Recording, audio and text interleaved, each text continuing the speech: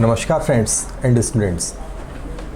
आज शैलेश रावत आपके सामने हाजिर है एक बिल्कुल यूनिक चीज़ जिसके लिए नाम बहुत लोगों ने सुना है, लेकिन उसकी बहुत ज़्यादा सूचना ज़्यादातर लोगों के पास नहीं होती। उस एग्ज़ाम की A to Z इंफॉर्मेशन देने के लिए एग्ज़ाम का नाम आपको सामने बोर्ड पर दिख ही रहा है। एग्ज़ाम का नाम है क्लैट। क्लैट किसके लिए होता है, क्या होता है, क्या क्या फ़ायदे हैं, वो सब चीज़ हम देखने वाले हैं। क्लैट एक एग्ज़ाम ऐसा है जो अभी बहुत ज़्यादा पॉपुलर इंडिया में नहीं है। ये एग्ज़ाम होता है इंडिया की जितने भी लॉ यूनिवर्सिटीज़ हैं उस तरह के कॉलेजों में एडमिशन के लिए। इस एग्ज़ाम के थ्रू आप अपना ग्रेजुएशन 5 ईयर प्रोग्राम में एडमिशन लेके अपना ग्रेजुएशन और ग्रेजुएशन के साथ साथ आप अपना लॉ की डिग्री भी ले सकते हैं। और इस एग्ज़ाम के बाद इसमें एडमिशन अपना कंप्लीट करने के बाद 5 साल का प्रोग्राम कंप्लीट करने के बाद आप फ्रेंड्स जा सकते हैं, लॉ बन सकते हैं, कॉरपोरेट सेक्टर में एक बहुत रेपुटेड पोस्ट ले सकते हैं, लीगल एडवाइज़र टाइप की अपना खुद का प्रैक्टिस भी कर सकते हैं। मज़े की बात है, यहाँ से जो बच्चे निकलते हैं, नेशनल लॉ यूनिवर्सिटी से पढ़ के जो बच्चे निकलते हैं फ्रेंड्स, उनके पैकेज आईआईटी के पैकेजों के बराबर होते हैं। एलिमेंट्री लेवल मतलब बेसिक लेवल पर, एंट्री लेवल पर भी इन बच्चों का पैकेज 1 लाख के आसपास तो होता ही होता है पर मंथ में। चौंक गए? क्योंकि ज़्यादातर बच्चों ने सुना है कि सर अच्छे पैकेज लेने हैं तो आईआईटी से इंजीनियरिंग करो या एमबीबीएस करो, उसके बाद ही अच्छे पैकेज मिलते हैं, बाकी और सेक्टर्स में कहाँ इतने ज़बरदस्त पैकेज हैं। तो जी हाँ, हम आपको एक बिल्कुल नया एग्ज़ाम, बिल्कुल नए माहौल की आज जानकारी देने चाह रहे हैं जो आपके ज़बरदस्त रेपुटेशन और ज़बरदस्त पैकेज के साथ फ्यूचर को सेव करने जा रहा है। तो चालू करते हैं टाइम वेस्ट किए बिना, क्लैट क्या है क्या नहीं है। तो कॉमन लॉ एडमिशन टेस्ट होता है लॉ के लिए। बीए, बीएससी, बीकॉम इस तरह के कोई भी सेक्टर के साथ साथ आप एलएलबी का अपना डिग्री कंप्लीट कर सकते हैं। तो 5 ईयर इंटीग्रेटेड प्रोग्राम होता है जो मैंने बोला, साथ में पीजी एलएलएम कोर्स भी यहाँ से होता है। तो ये 2 तरह के प्रोग्राम्स के लिए आप बात कर सकते हैं। इसमें इंडिया की लगभग सारी NLUs, national law universities involve होती हैं। लगभग सारी इसलिए बोला मैंने कि 1-2 एनएलयू है, नेशनल लॉ यूनिवर्सिटी, जो खुद का एग्ज़ाम लेती है। अदरवाइज ज़्यादातर जितनी भी लॉ यूनिवर्सिटीज हैं वो और कुछ अच्छे कॉलेज क्लैट के थ्रू ही एडमिशन देते हैं। और इसका दायरा, इसका एरिया लगातार बढ़ता जा रहा है। तो इंडिया के जितने भी कॉलेज हैं अभी सब इससे एसोसिएट होते जा रहे हैं। इट मीन्स आने वाले टाइम में आप देखेंगे जैसे इंजीनियरिंग के लिए जेईई और नीट, मेडिकल के लिए नीट का एग्ज़ाम कंपलसरी हो गया, उसी तरह इन फ्यूचर आपको जैसे कहीं पर भी इंडिया में लॉ करना है तो लॉ के लिए क्लैट का एग्ज़ाम कंपलसरी हो जाएगा आने वाले टाइम में। नहीं भी होता है तो कोई बात नहीं, टॉप कॉलेजों में तो आज भी ये कंपलसरी है, तो टेंशन लेने की फ्रेंड्स आपको जरूरत नहीं।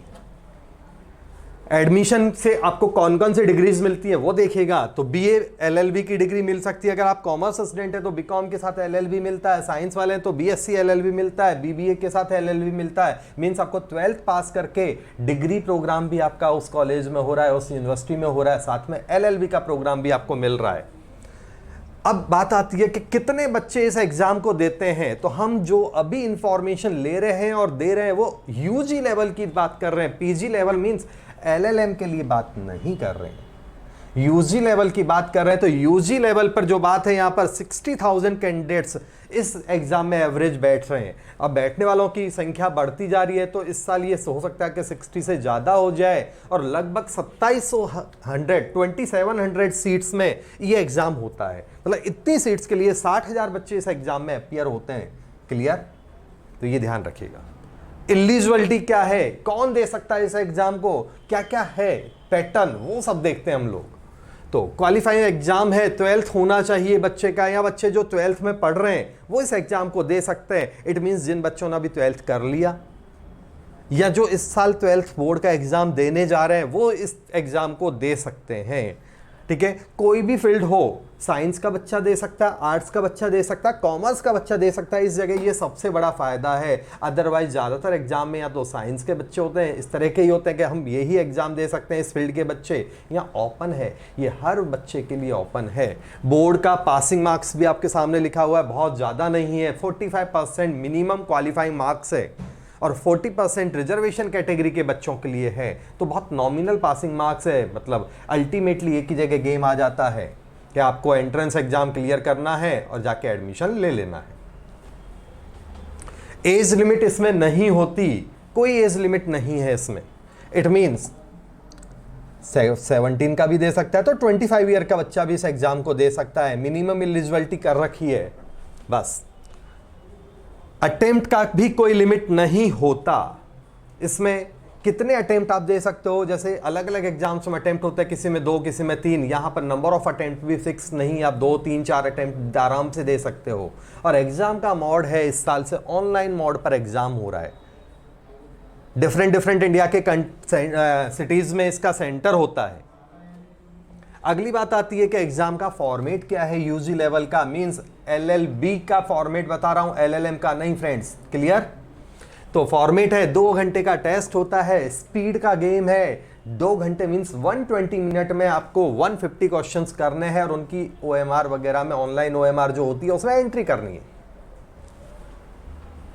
मार्किंग सिस्टम होता है, हर एक क्वेश्चन 1 नंबर का होता है और नेगेटिव मार्किंग भी होती है। मींस कहने का मतलब है कि पेपर का लेवल बहुत टफ नहीं होता। स्पीड चाहिए होती है, जैसे बैंक, SSC, रेलवे के एग्जाम्स होते हैं उसी तरह से ये एग्जाम होता है। तो नेगेटिव मार्किंग होती है और नेगेटिव मार्किंग है 0.25 मार्क के हिसाब से चलता है। क्लियर हो गया? कोई डाउट है तो बोल दो। अब बात आती है यहां पर कि सब्जेक्ट, कौन कौन से सब्जेक्ट इस एग्जाम में आते हैं और उनका approx weightage, subject area with weightage. तो अप्रोक्सीमेट वेटेज है क्योंकि फिक्स नहीं है कि इतने ही क्वेश्चन आने हैं, बट पिछले सालों के ट्रेंड के हिसाब से हम लोग आपको बता सकते हैं कि इतना इतना परसेंटेज वेटेज होता है इसमें। तो देखें, इंग्लिश जो बेसिक लेवल का होता है बहुत टफ नहीं होता है। इंग्लिश में लगभग 30 क्वेश्चंस आते हैं, 20% के आसपास का वेटेज होता है। करंट अफेयर जो सबसे मेन चीज़ है इसमें, पिछले 1 साल का करंट अफेयर आपको अच्छी तरह से देख लेना है। इसमें हिस्ट्री, सिविक्स वगैरह बहुत नहीं के बराबर आता, बहुत ज़्यादा उनको नहीं पढ़ना कि अकबर ने क्या किया, बाबर ने क्या किया, बाद में ब्रिटिश ने क्या किया। अभी करंट में क्या चल रहा है लेटेस्ट में, उससे ज़्यादा मतलब होता है। उनका वेटेज भी 35 से 40 क्वेश्चन के आसपास होता है। 25% इसका वेटेज काउंट होता है उसमें लगभग।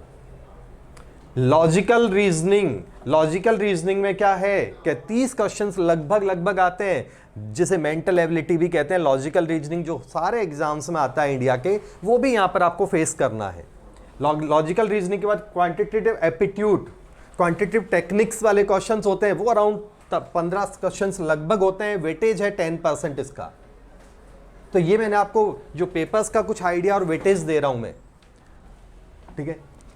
तो फ्रेंड्स, आपने देखा क्लेट का जो एग्जाम है अभी बहुत ज़्यादा पॉपुलर नहीं है, बट स्कोप वाइज ज़बरदस्त पॉपुलर है। पहला पॉइंट आपको ये देखना है। दूसरा, इसका पैकेज बहुत ज़बरदस्त है। लोगों को इसकी बहुत ज़्यादा इन्फॉर्मेशन और नॉलेज नहीं है, इसलिए लोग अंधी दौड़ में पड़े रहते हैं। बहुत से बच्चे ऐसे होते हैं जिनका मेडिकल में, इंजीनियरिंग में कैलिवर नहीं होता, या कॉमर्स के अच्छे लेवल पे कैलिवर नहीं होता, वो भी यहाँ पर ठीक ठाक प्रिपरेशन करके और इस फील्ड में अपना कैरियर बना सकते हैं। और अगर डेफिनेटली आपको लॉयर बनना है, झूठा नहीं, एडवोकेट बनना है, तो अगर आपको लॉयर बनना है तो आप डेफिनेटली NLU से इस एग्जाम के थ्रू एडमिशन लें। आपका फ्यूचर बहुत सेफ है। होप आपको ये वीडियो पसंद आया होगा। जल्दी ही क्लेट से related exam pattern, paper discussion, everything के लिए एक और वीडियो लेके आपके सामने हाजिर होऊंगा। तब तक के लिए नमस्कार।